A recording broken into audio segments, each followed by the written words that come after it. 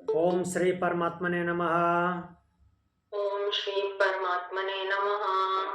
अथ योग दर्शन। अथ योग दर्शन। ओम पूर्णमद पूर्णमद पूर्णमिदं पूर्णमिदं पूर्णात् पूर्णमुदच्यते पूर्णात् पूर्णमुदच्यते पूर्णस्य पूर्णमादाय पूर्णस्य पूर्णमादाय पूर्णमेवावशिष्यते। पूर्णमेवावशिष्यते।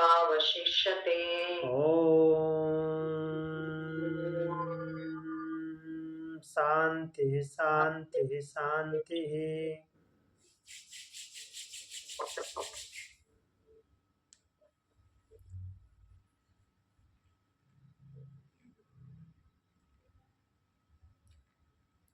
हम कल प्रथम पाद, द्वितीय पाद, तृतीय पाद मीन समाधि पाद, साधन पाद और विभूति पाद देख चुके थे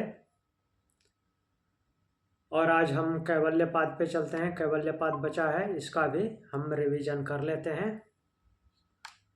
इसके रिवीजन के बाद हम भगवत गीता की भूमिका पर चलेंगे।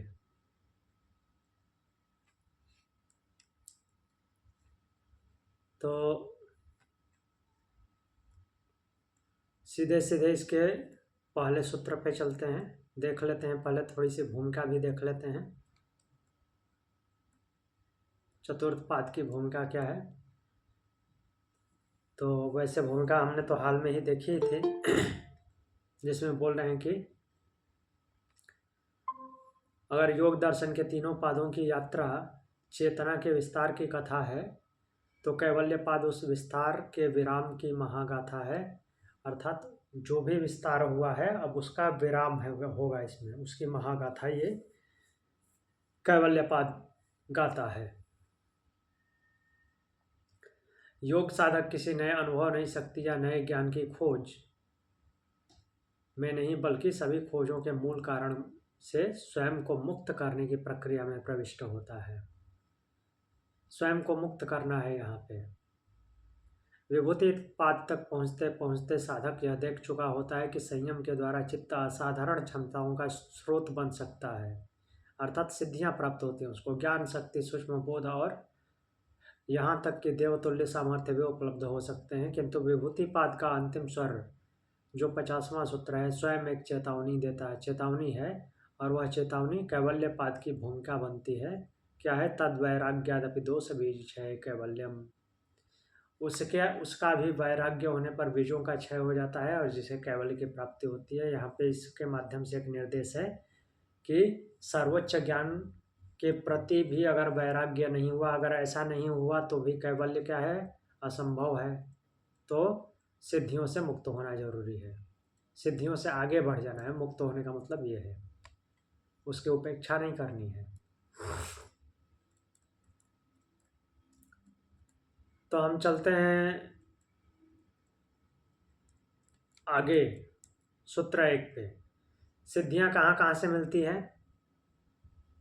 पहले ही सूत्र में महर्षि पतंजलि बताते हैं कि सिद्धियां कहाँ कहाँ से आती हैं। जन्म जन्म, दे औषधि, मंत्र, तप, समाधिजा, सिद्धया, ये 5 बताए हैं। जन्म से, औषधि से, मंत्र से, तप से और समाधि से।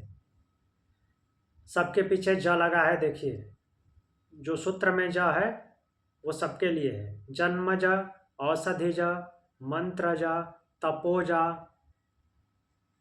और सिद्धि ज। सिद्धया मीन्स, सिद्धया मीन्स सिद्धियां आती हैं इनसे। किससे? जन्म जा, औषधि जा, मंत्र जा, तप जा और समाधि जा। जा शब्द का मतलब क्या होता है? जिसके पीछे ज या जा आ गया वो उसका मतलब क्या होता है? जो का मतलब तो जन्म ना। हाँ जी, जन्म मीन्स जन्म से जन्मने वाली सिद्धि, औषधि से जन्मने वाली सिद्धि, मंत्र से जन्मने वाली, तप से जन्मने वाली और समाधि से जन्मने वाली सिद्धियां। इसका अगला सूत्र बोलते हैं।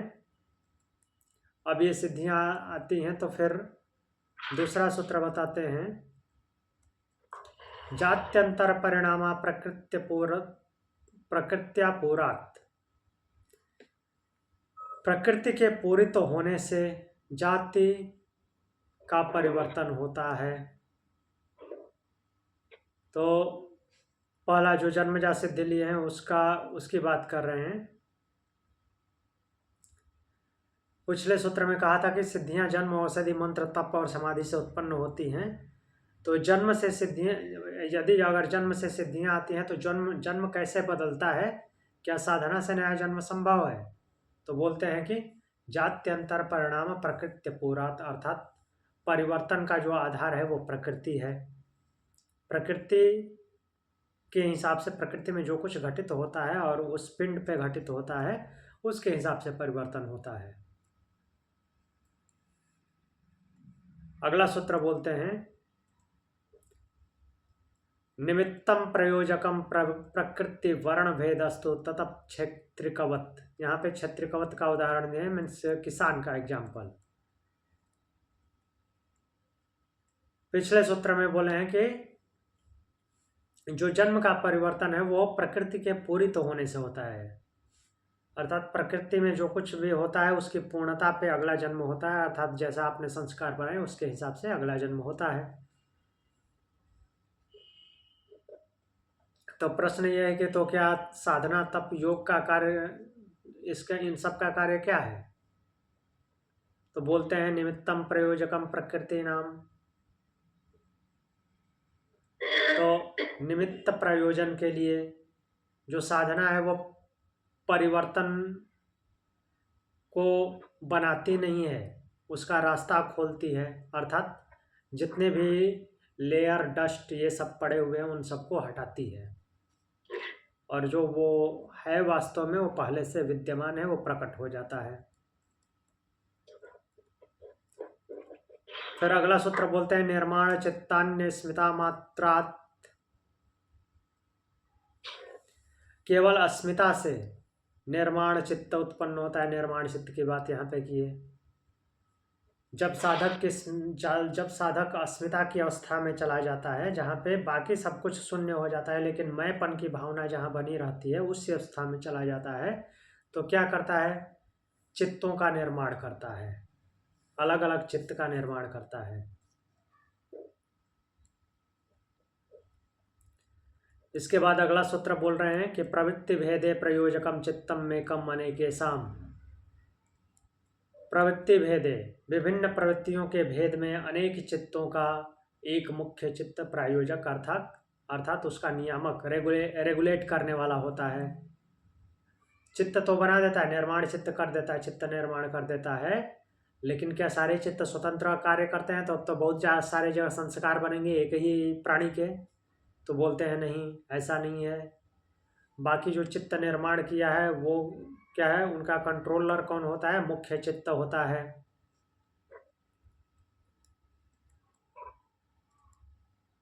फिर छठा सूत्र बोलते हैं, तत्र ध्यान जमनाशयम। उन निर्माण चित्तों में ध्यानज मीन्स ध्यान से जन्मने वाले, वो निर्माण चित्त कैसे हैं? ध्यान से जन्मने वाले। अनाशयम, उनमें क्या है? अनाशयम, कर्माशय नहीं होता, वो कर्म संस्कार नहीं बनाते। क्यों नहीं बनाएंगे? क्योंकि वो ध्यान से उत्पन्न हुए हैं, और ध्यान में जब सब कुछ शांत हो गया तभी तो ध्यान हुआ। और जहाँ पे सब कुछ शांत हो गया है वो फिर संस्कार कैसे बना सकते हैं? नहीं बना सकते, वो केवल कर्म करने के लिए है। जहाँ पे बीज शून्य हो जाता है वह उस तरह के कर्म करने के लिए, मीन्स उनके किए हुए कर्मों का अंकुरण नहीं होगा। अगला सूत्र है, कर्मा शुक्ला कृष्णम योगिनस् त्रिविधम इतरेषाम्। कर्मा शुक्ला कृष्णम योगिनस् त्रिविधम इतरेषाम्। तो बोल रहे हैं कि योगी का जो कर्म है वो न तो शुक्ल है और न ही कृष्ण है। कर्म अशुक्लम अकृष्णम योगिना, ये योगी का कर्म होता है। न तो वह शुक्ल है और न ही कृष्ण है, न तो पाप से रहित, न पाप से में लिप्त है, न ही पुण्य में लिप्त है, पुण्य और पाप दोनों से मुक्त है। इतरे साम त्रिविधम, और अन्य लोग जो हैं, अन्य सामान्य लोगों का कर्म कैसा होता है? त्रिविधम, 3 प्रकार का। वो 3 प्रकार कौन कौन से हैं? योगी के कर्म के माध्यम से संकेत मिल गया है क्या क्या हो सकते हैं। योगी का कर्म जो है अशुक्ल और अकृष्ण है, अर्थात पाप और पुण्य दोनों से मुक्त। तो सामान्य लोगों का कर्म कैसा होगा? शुक्ल होगा, कृष्ण होगा, और शुक्ल का कृष्ण मिश्रित होगा। पाप वाला होगा या फिर पुण्य वाला होगा, या पाप पुण्य मिश्रित होगा। सामान्य लोगों का कर्म ऐसा होता है। पाप लोगों का कर्म जो पाप से मिश्रित होगा वो पाप वाला परिणाम देगा, जैसे दुखदायी परिणाम देगा। और पुण्य का जो कर्म होगा वो हर्षित करेगा, सुख पहुंचाएगा। मिश्रित कर्म होगा वो मिश्रित रूप से परिणाम देगा। अब इससे आगे बढ़ते हैं तो 8वां सूत्र बोलते हैं, ततस्तद्विपाकानुगुणानामे वाभिव्यक्तिर्वासनानाम। अब उस कर्म से उसके फल के अनुसार केवल वासनाओं की ही अभिव्यक्ति होती है। तो क्या बोले, पिछले में तो कर्मों के बारे में बताए, किस सामान्य व्यक्ति के कर्म कौन कौन से होते हैं। 3 प्रकार के कर्म होते हैं। तो अब यहाँ पे है कि कर्म फल से वासनाएं कैसे जागती हैं। तो बोले कि सामान्य व्यक्ति के कर्मों का जो फल पकता है उसी के अनुरूप वासनाएं भी जगती हैं। जैसे पुण्य कर्म का फल सुखदायी होगा और पाप का दुखदायी होगा, मिश्रित होगा। और बोल रहे हैं कि ये केवल कर्म फल ही नहीं देते, कर्म संस्कार बनाते हैं।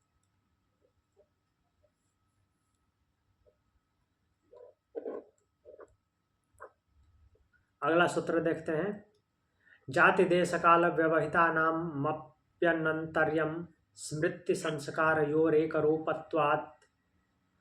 जन्म स्थान और समय, क्या बोल रहे हैं? जन्म स्थान समय व्यवहिता नाम अपि अंतरित विच्छिन्न प्रतीत होने पर भी स्मृति संस्कारयो एक रूपत्वात्, स्मृति और संस्कार की समान प्रकृति के कारण आनंतर्यम निरंतरता बनी रहती है। तो बोल रहे हैं कि यहाँ पे बोले हैं वासनाएं क्षणिक नहीं है, ये जन्म देश काल बदलने पर भी बनी रहती हैं, कंटिन्यूटी इनकी बनी रहती है। चाहे जन्म बदल जाए, देश बदल जाए, या जगह बदल जाए, जगह बदल जाए या समय बदल जाए, सब में बनी रहती हैं हर जगह। तासाम अनादित्व मीन्स कुल मिलाकर के कैरी फॉरवर्ड होती हैं। तासाम अनादित्वम चाशिशो नित्यत्वात्, 10वां सूत्र बोलते हैं। अब क्या बोल रहे हैं कि शिशः नित्यत्वात्, इच्छाओं की नित्यता के कारण, तासाम उनकी किनकी वासनाओं की, कर्म संस्कारों की, अनादित्वम अनादिता है। चूंकि कर्म संस्कारों की कर्मों की नित्यता, इच्छाओं की जो डिजायर्स हैं उनकी नित्यता है, उनकी कंटिन्यूटी है। और उनकी कंटिन्यूटी होने के कारण ये जो वासनाएं हैं वो भी क्या है? अनादि हैं। इच्छाओं की शुरुआत नहीं पता चल रही है तो फिर हम संस्कारों की शुरुआत कैसे बता सकते हैं, इसलिए वो अनादि है। फिर बोल रहे हैं कि हेतु फलाश्रयालंबने संगृहित तत्वादेशाम भावे तद्भाव। तो अब इसमें ये बोल रहे हैं कि, एक मिनट, ये अनादि हैं इच्छाएं, जो संस्कार हैं, संस्कार अनादि हैं, कर्म संस्कार। तो अनादि होने का अर्थ यह नहीं है कि वो उनका अंत नहीं होगा, वो अनंत हो जाएंगी, ऐसा कहीं नहीं है। वासना क्यों रुकती है उसके 4 स्तंभ बताए हैं। हेतु, फल, आश्रय, आलंबन, ये 4 पिलर पे उसका घर खड़ा है। इन चारों को हटा दिया जाए तो कर्म संस्कारों का घर ढह जाता है। हेतु मतलब काज, रीजन, कारण। फल, आश्रय और आलंबन, ये 4 पिलर हैं उसके।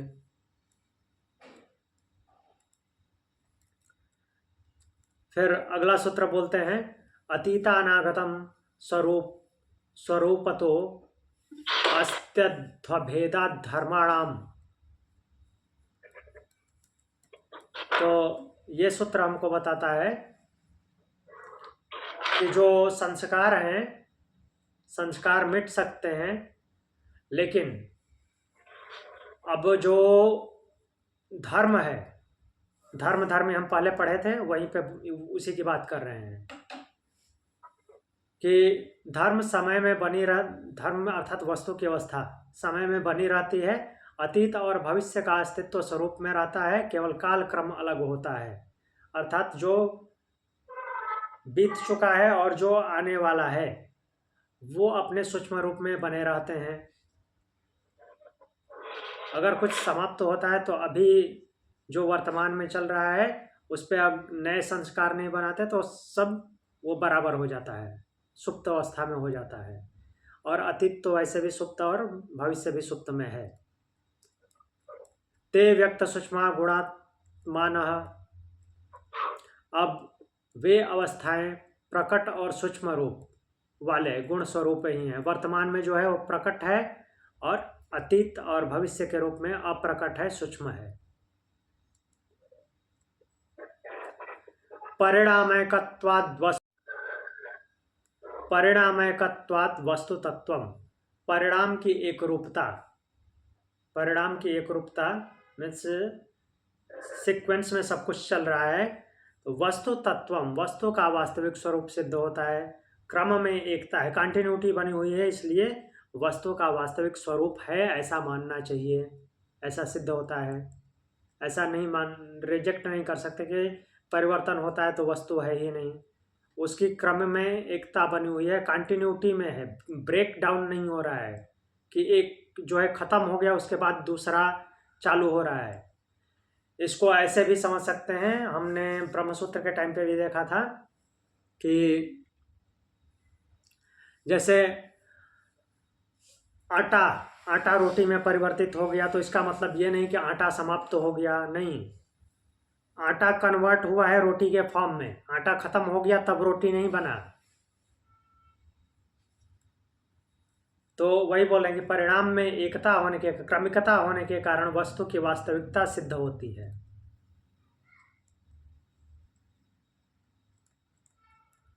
अगला सूत्र है, वस्तु साम्य चित्त भेदात्योर विभक्त पंथा।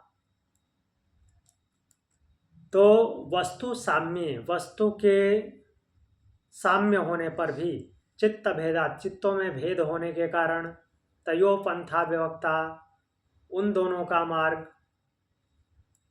क्या है, अलग अलग हो जाता है। इसको थोड़ा देखते हैं। बोल रहे हैं कि वस्तु वास्तविक होते हुए भी उसका अनुभव सबको समान नहीं होता, क्योंकि चित्त सबका एक समान नहीं होता। चित्त जैसा वो प्रकाश डालता है वैसा ही ग्रहण होता है। अगला सूत्र बोलते हैं, नए न चैक चित्त तंत्रम वस्तु तत्प्रमाणकम तदा किम स्यात्। वस्तु केवल एक चित्त पर निर्भर नहीं है, यदि वह उस चित्त द्वारा न जाना जाए तब उसका क्या होगा, प्रश्न करते हुए महर्षि उत्तर देते हैं। मान लीजिए कि एक ही चित्त पे आश्रित हो जाए, तो अगर वो चित्त एक चित्त पे आश्रित या सभी चित्तों को एक ही मान लिया जाए तो एक ही जैसा दिखना चाहिए। अगर वो चित्त नहीं देख पाता तो फिर वस्तु का क्या हो जाएगा, वस्तु शून्यता हो जानी चाहिए, लेकिन ऐसा होता नहीं, अर्थात वस्तु की स्वतंत्र सत्ता है।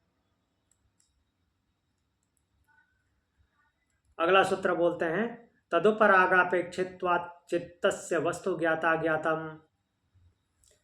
कैसे वो वस्तु ज्ञात होती है, चित्त के उस वस्तु के रंग में रंग जाने पर निर्भर होने के कारण वस्तु ज्ञात या की अज्ञात बनती है। अर्थात जैसा चित्त उस पे प्रकाश डालता है और जैसा उस पे उसको ग्रहण करता है, उसके हिसाब से उसके लिए वो वस्तु होती है। वस्तु जैसी है, कोई जरूरी नहीं कि चित्त वैसा ही देखे। चित्त अपने वृत्तियों के द्वारा जैसा प्रकाश डालता है वैसा ही उसको ग्रहण करता है।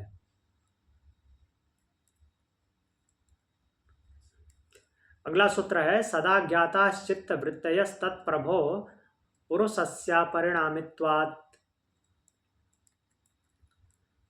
तो यहाँ पे बोल रहे हैं कि चित्त वृत्तियाँ सदा ज्ञाता, चित्त की वृत्तियाँ सदा जानी जाती हैं। तत्प्रभो पुरुषस्य परिणामित्वात्, वो क्यों जानी जाती है, हमेशा जानी जाने वाली क्यों है? चित्त में तो परिवर्तन हो रहा है, प्रकाश डालता है, फिर वो वहाँ से हट जाता है, फिर दूसरा कुछ देखता है, तो वो खत्म हो जानी चाहिए परमानेंट, लेकिन नहीं होता। क्यों? क्योंकि तत्प्रभो, उसका स्वामी। किसको बोला गया है? किसका स्वामी? वृत्तियों का और चित्त का स्वामी। पुरुषस्य अपरिणामित्वात्, जो पुरुष है वो अपरिणामी है, अर्थात परिवर्तन नहीं होता उसमें, वो परमानेंट है, इसलिए वो सब जाने जाते हैं। अगला सूत्र है न तत्स्वभासम दृश्यत्वात्। वह चित्त खुद प्रकाश वाला नहीं है। न स्वभासम, अपने आप को नहीं जानता। दृश्यत्वात्, क्योंकि वह दृश्य है। चित्त स्वयं से अपने आप को नहीं जान सकता क्योंकि वो दृश्य है, प्रकृति का भाग है। और प्रकृति क्या है? जड़ है, इसलिए वो भी जड़ है। उसमें जब पुरुष अर्थात आत्मा की चेतना का संचार होता है, तब उसमें वो जानने की शक्ति पैदा होती है। और उस समय भी वो स्वयं को नहीं जानता। वो किसी, अगला सूत्र बोलते हैं कि एक समय में एक को ही जानेगा। एक समय चो भयान अवधारणम, एक समय में दोनों की अवधारणा ग्रहण नहीं हो सकती। अर्थात दोनों को नहीं जान सकता। दोनों को मतलब वस्तु को भी और खुद को भी एट ए टाइम नहीं जान सकता। एक बार में एक को ही ग्रहण करेगा।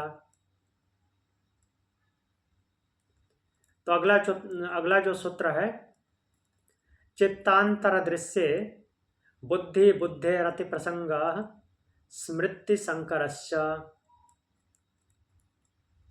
यहाँ पे एक थोड़ी नई क्रिएटिविटी कर रहे हैं कि मान लीजिए थोड़ी देर के लिए मान लिया कि आत्मा नहीं है, तो एक चित्त को देखने के लिए, और चित्त जो है खुद को देख भी नहीं सकता एट ए टाइम, वस्तु को देखेगा या अपने आप पे, मीन्स एक बार में या तो एक्सट्रोवर्ट होगा या इंट्रोवर्ट होगा। तो क्या बोल रहे हैं कि चित्तांतर दृश्य, एक चित्त को देखने के लिए अगर दूसरे चित्त मान लिया जाए कि दूसरा चित्त एक चित्त का कार्य देखता है, तो ऐसा करने से क्या हो जाएगा? बहुत सारे चित्त लगाने पड़ेंगे। और बुद्धि बुद्धे अति प्रसंगा, बुद्धि के लिए बुद्धि, एक बुद्धि के लिए दूसरी बुद्धि, इस तरह से क्या हो जाएगा? अति प्रसंग हो जाएगा। बेमतलब के मीन्स दलील देना, इस तरह की बात हो जाएगी। स्मृति संकरस्य, और स्मृति यादाश्त में भी भ्रम हो जाएगा, संकरता हो जाएगी, सम्मिश्र हो जाएगा। कौन से चित्त की कौन सी वृत्ति? फिर आगे सूत्र बोलते हैं चित्तेर प्रति संक्रमण यास तदाकारापत्तौ स्वबुद्धि संवेदनम। बोल रहे हैं कि अप्रतिसंक्रमण या चित्ते, परिवर्तन रहित चेतना चित्त के उस पुरुष में ढल जाने पर स्वबुद्धि संवेदनम, अपनी बुद्धि या चित्त वृत्ति का अनुभव होता है। क्या बोल रहे हैं कि पुरुष जो है शुद्ध चेतन स्वरूप है, वह स्वयं किसी का आकार नहीं बनता, बट क्या होता है? चित्त जब विषय का आकार ग्रहण करता है तो पुरुष के प्रकाश से ही जो वृत्ति है, मीन्स वस्तु के साथ मिलकर के वृत्ति बनाया है, वो एक प्रकार से अनुभव बन जाती है।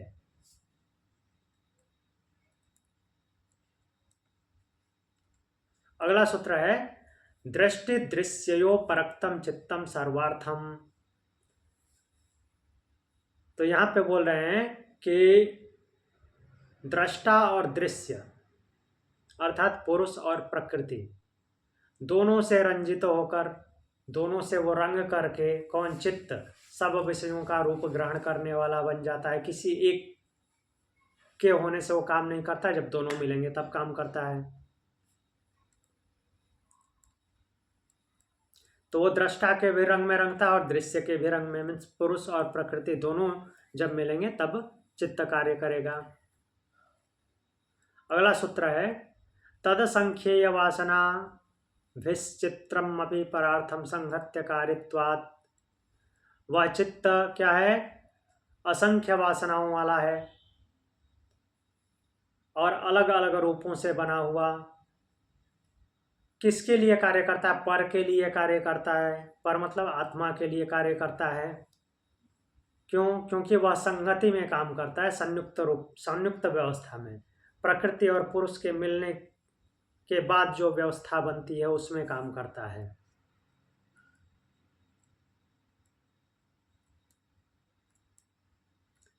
फिर अगला सूत्र है विशेष दर्शन आत्मभाव भावना विनिवृत्ति। विशेष दर्शन, साधक की बात कर रहे हैं कि जब साधक क्या हो जाता है, विशेष दर्शन वाला हो जाता है, विशिष्ट दर्शन वाला हो जाता है, अर्थात नीचे के सारे प्रकृति के अंग प्रत्यंगों को छोड़ करके ऊपर उठ जाता है। मीन्स अहंकार तक जब पहुंच जाता है, अहंकार बोलने का मतलब कि मैंपन की भावना तक, उसके नीचे सब कुछ समाप्त हो जाता है, तो उसमें आत्मभाव की भावना की पूर्ण निवृत्ति हो जाती है। तो वहां पे पहुंचने के बाद उसमें क्या हो जाए, आत्मभाव भावना। देखिए ये दो शब्द आया है, आत्मभाव केवल बोले तो आत्मभाव का मतलब कि पुरुष रूप, बट आत्मभाव भावना, यहाँ पे भावना शब्द जुड़ा हुआ है, वो भावना से भावित है, मतलब अभी प्रकृति में है।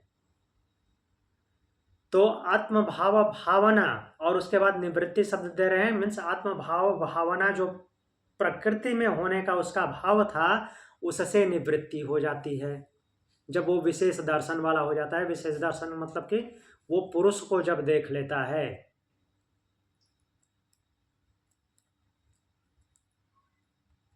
फिर बोल रहे हैं तदा विवेक निम्नम कैवल्य प्राग भार चित्तम, प्राग भारम चित्तम। तब चित्त के विवेक की ओर झुक जाता है। विवेक ज्ञान उत्पन्न हुआ है, विशेष दर्शन हुआ है, तो विवेक की ओर झुक जाता है और कैवल्य की दिशा में आगे बढ़ने लगता है। अब अगला सूत्र है तच्छिद्रेषु प्रत्ययांतराणि संस्कारेभ्य। यहाँ पे छोटा सा छिद्र की बात कर रहे हैं, अर्थात विकारों की बात कर रहे हैं महर्षि। तो वह उस समय जब विवेक प्रवाह हो रहा होता है उसमें भी कहीं कहीं छिद्रों की संभावना होती है, अर्थात विकारों की संभावना होती है। तो वहाँ पे भी संस्कारों से, सूक्ष्म संस्कारों से विकार उत्पन्न हो जाते हैं। अब ये होगा तो क्या हो जाएगा, हान हमेशाम क्लेशवद उत्तम, तो उसमें परेशान होने की बात नहीं है, उनका भी हान होगा, अर्थात तो उनसे भी मुक्ति मिलेगी, छुटकारा मिलेगा। कैसे? जैसे क्लेशों से मुक्ति मिली थी, अविद्या अस्मिता राग द्वेष अभिनिवेश, इनसे जैसे मुक्ति मिली थी वैसे ही ये इनसे भी मुक्ति मिल जाएगी उसी नियम से, क्योंकि ये उसके ही छोटे रूप में, सूक्ष्म रूप में आए हैं। तो अगला सूत्र बोल रहे हैं प्रसंख्याने अप्यकुशीदस्य सर्वथा विवेक ख्यातेर धर्म मेघ समाधे। प्रसंख्याने, तो जिस समय क्या हो जाता है,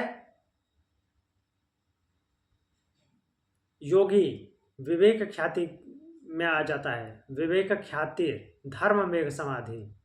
जब साधक को विवेक ख्याति हो जाती है तो प्रसंख्यान, उच्चतम ज्ञान में भी वो आसक्त नहीं होता, हायर लेवल के नॉलेज में भी आसक्त नहीं होता, किसी भी तरह से आसक्ति अब नहीं होती, सारी आसक्ति उसकी चली गई है। तो उस अवस्था में क्या हो जाता है, धर्म मेघ समाधि, धर्म का बादल बन जाता है, वैसी समाधि हो जाती है कि चारों तरफ धर्म ही धर्म है। अगला सूत्र है तथा क्लेश तथा क्लेश कर्म निवृत्ति। अब ऐसा हो जाता है तो क्या हो जाता है, उसके बाद जब धर्म में एक समाधि हो जाएगी तो उसके बाद क्लेशों और कर्मों से पूर्णतः निवृत्त हो जाता है वह। पंच क्लेश अविद्या अस्मिता राग द्वेष अभिनिवेश, इनसे निवृत्त हो जाएगा, और इनसे निवृत्त हो गया तो कर्म वैसे ही नहीं बनेंगे, कर्म इनकी वजह से बनते हैं। तो क्लेश से भी निवृत्त और कर्म से भी निवृत्त। तब क्या होगा, तदा सर्वावरण मलापेतस्य ज्ञानस्यानंत्याज्ञेयमल्पम। उस समय जब ज्ञान सभी आवरणों और मल से रहित हो जाता है, कोई अब अज्ञानता नहीं बची, तो उसके अनंत हो जाने के कारण जानने योग्य वस्तुएं अत्यल्प प्रतीत होती हैं। अत्यल्पम भवति अर्थात जो कुछ भी जानने वाली चीज़ें जब वो प्रकृति में था तो जानने योग्य थी, उसको उसके लिए अत्यल्प मीन्स अति सूक्ष्म प्रतीत होती हैं, कुछ नहीं के बराबर। अगला सूत्र बोलते हैं 32 नंबर, ततः कृतार्थानाम परिणाम क्रम समाप्ति गुणानाम समाप्तिर्गुणानाम। तो उसके बाद अब क्या होगा, जिन गुणों का प्रयोजन पूर्ण हो चुका है, गुणों का प्रयोजन पूर्ण हो चुका है, उनके परिवर्तन के क्रम की समाप्ति हो जाती है। अर्थात सत्व रज तम अब परिवर्तित नहीं होते, स्टेबल हो गए, स्थायी रूप से शांत हो गए। तो फिर क्या होता है, क्षण प्रतियोगी परिणाम परांत निर्ग्राह्यम क्रमः।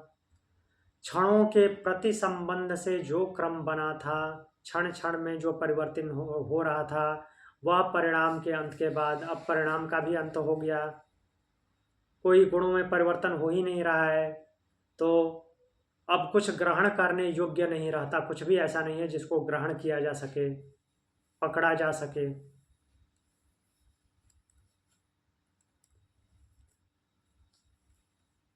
तो जब ऐसा हो जाएगा